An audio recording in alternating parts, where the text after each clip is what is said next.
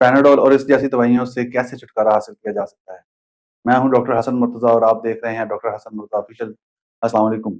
आज हम बात करेंगे कि पैनाडोल और उस जैसी दवाइयाँ जो पेन किलर्स भी हैं और एंटी इन्फ्लेमेटरी भी हैं, इनसे कैसे निजात हासिल की जा सकती है, इनसे कैसे छुटकारा हासिल किया जा सकता है।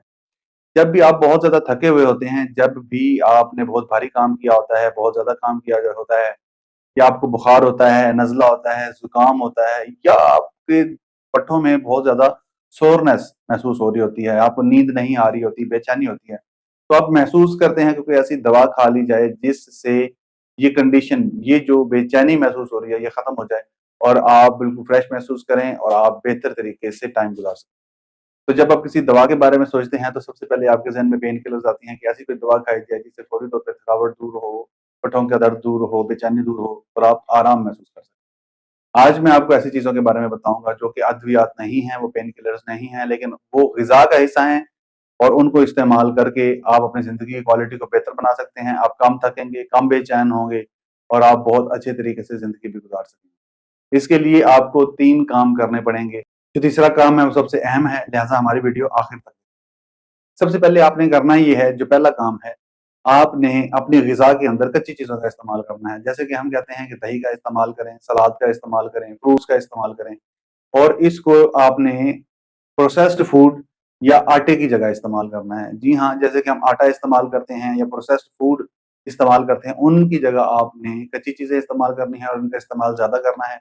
इससे आपके जिस्म के अंदर जो इन्फ्लेमेशन हो रही है, वो बहुत ज़्यादा कम हो जाएगी और आप अल्टीमेटली बहुत अच्छी ज़िंदगी गुज़ार सकेंगे। दूसरा जो काम आप कर सकते हैं वो है वर्जिश। जी हाँ, वर्जिश से जान आपकी छूटने वाली नहीं है। आपको हर सूरत हतमन वर्जिश करनी पड़ेगी। अगर आप दवाइयों से जान छुड़ाना चाहते हैं, अगर आप मेडिसिन से जान छुड़ाना चाहते हैं, तो आपको वर्जिश करनी पड़ेगी, करनी पड़ेगी, करनी पड़ेगी। वर्जिश निहायत अहम चीज़ है। वर्जिश का मतलब ये बिल्कुल नहीं है कि आपका हार्ट रेट भी स्टेबल हो, आपका रेस्पिरेटरी रेट भी, साँस लेने का जो रेट है वो भी स्टेबल हो और आप उसको वर्जिश भी करते आने हो। बिल्कुल ऐसा नहीं है। वर्जिश का मतलब है कि अपने कम्फर्ट ज़ोन से निकलना और ऐसी एक्सर्शन करना, ऐसी एक्टिविटी करना जिससे आपको साँस भी चढ़े, आपका हार्ट रेट भी बढ़े, उसको हम वर्जिश कहते हैं और उससे आपको फ़ायदा भी हो। आपको ये एक्टिविटी करनी पड़ेगी अगर आप अपनी ज़िंदगी को, क्वालिटी ऑफ लाइफ़ को बेहतर बनाना चाहते हैं और अद्वियात से जान छुड़ाना चाहते हैं।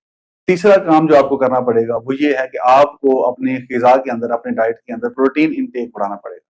प्रोटीन इनटेक हमारे जिस्म के लिए बहुत ज़रूरी है। हमारे जिस्म की जितनी मशीनरी है, वो एनाबॉलिज़्म हो रहा है, वो कैटाबॉलिज़्म तोड़-फोड़ हो रही है या तामीर हो रही है, उस सब में प्रोटीन इन्वॉल्व है, लिहाज़ा आपको अपनी डाइट में प्रोटीन बढ़ाना पड़ेगा। जब आप बीमार हो जाते हैं, आप थकावट महसूस करते हैं, नज़ला, ज़ुकाम या खाँसी है और यहाँ तक कि आपको चोट लग गई है, यहाँ तक कि आपको नींद नहीं आती है अच्छी तरह से, आपको इस सूरत में भी प्रोटीन इनटेक बढ़ाना पड़ेगा। प्रोटीन इनटेक बढ़ाने से आपके सारे मसाइल हल हो सकते हैं और आप प्रोटीन इनटेक कैसे बढ़ाएँगे?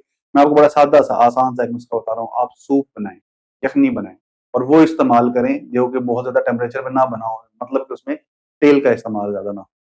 आप ये तीनों चीज़ों पे अमल करेंगे तो इंशाअल्लाह आप देखेंगे कि आपको दवाइयों की ज़रूरत बहुत कम पड़ रही है या फिर बिल्कुल नहीं पड़ी। अगर हल्का-फुल्का कोई पहले मसला है भी, वो भी मसला इस तरह से सॉल्व हो जाएगा। उम्मीद है ये वीडियो आपके लिए बड़ी मुफ़ीद रही होगी। लाइक करें, सब्सक्राइब करें। बहुत शुक्रिया।